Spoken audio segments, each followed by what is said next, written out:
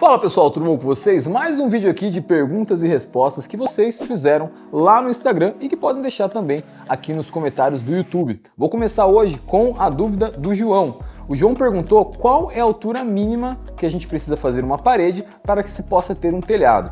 João, é o seguinte, quando a gente pensa em uma altura mínima para um uso de uma casa, por exemplo, no dia a dia, essa altura tem que ser pelo menos de 3 metros, tá? Dessa parede. Normalmente essa parede a gente vai ter embaixo dessa laje que talvez você tenha também, um forro. Só nesse forro a gente vai perder algo em torno aí de 10 a 15 centímetros, dependendo dessa altura que a gente vai deixar para a laje. Então a gente está falando que a gente vai trabalhar com o pé direito, né? O que seria o pé direito? O pé direito é a altura que a gente tem entre o piso acabado da sua casa até o topo desse forro ou dessa laje. Isso seria o nosso pé direito. Então 2,85, 2,87 são alturas boas para se trabalhar e que você não vai se sentir tão espremido embaixo dela. Então normalmente a gente trabalha com 3 metros de parede, que a gente vai perder esses 15 centímetros e deixar esses 2,85.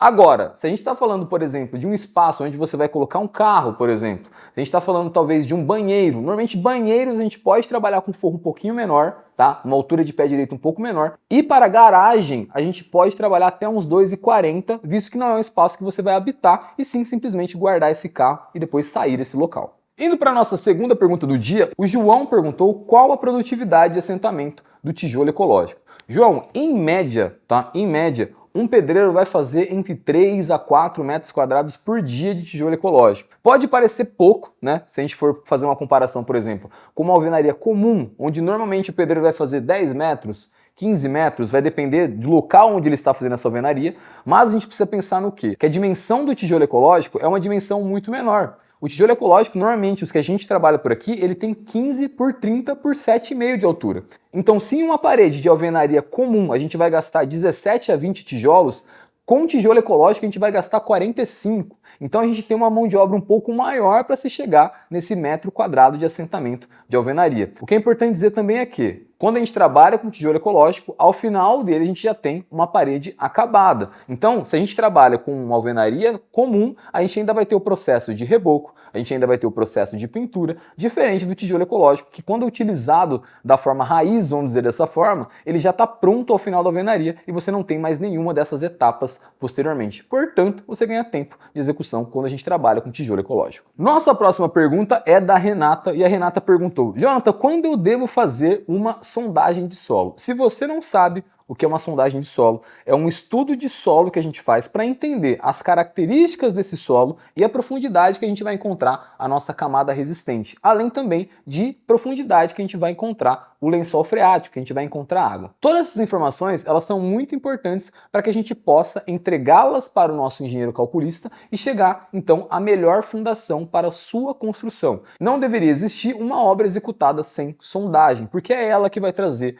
todas as informações para que você possa então fazer um sistema estrutural, uma fundação e uma estrutura da sua casa da forma correta. O momento adequado para se fazer isso, Renata, é logo ali após a finalização da parte do projeto arquitetônico. Mas você pode também, isso é algo que quase ninguém faz, você pode também fazer essa sondagem antes mesmo de comprar esse terreno. Porque pensa comigo, se você tem uma sondagem de um terreno antes de comprá-lo, você já vai conseguir, junto com o engenheiro calculista, que talvez você já tenha contratado, entender quais são as características e se essa fundação vai ser uma fundação cara ou se vai ser uma fundação barata.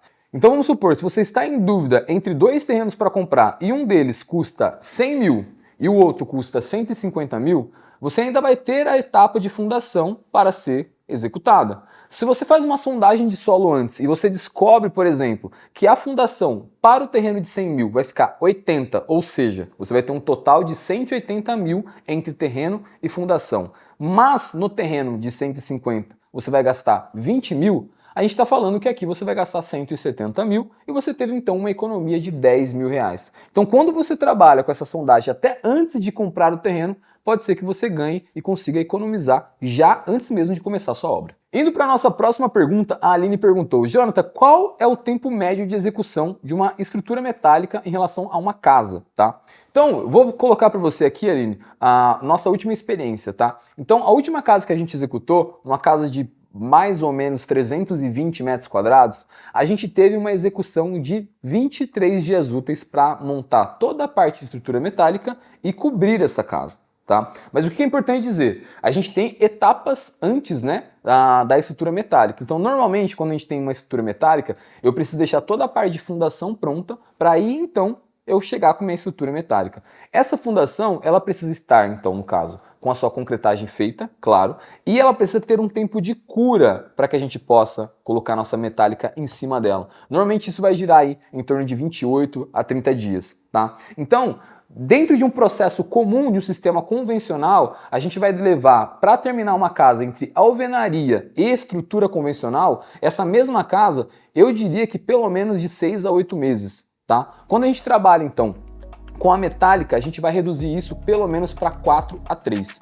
Então, em relação ao tempo, uma casa de 320 metros quadrados, 23 dias de execução, e eu já te dei um comparativo aí para você entender qual a diferença para um sistema convencional. Essas foram então as dúvidas de hoje, e mais uma vez eu peço para você, se tiver alguma dúvida, você pode mandar aqui nos comentários ou até mesmo lá no meu Instagram. Deixe seu curtir, inscreva-se no canal e a gente se vê no próximo vídeo.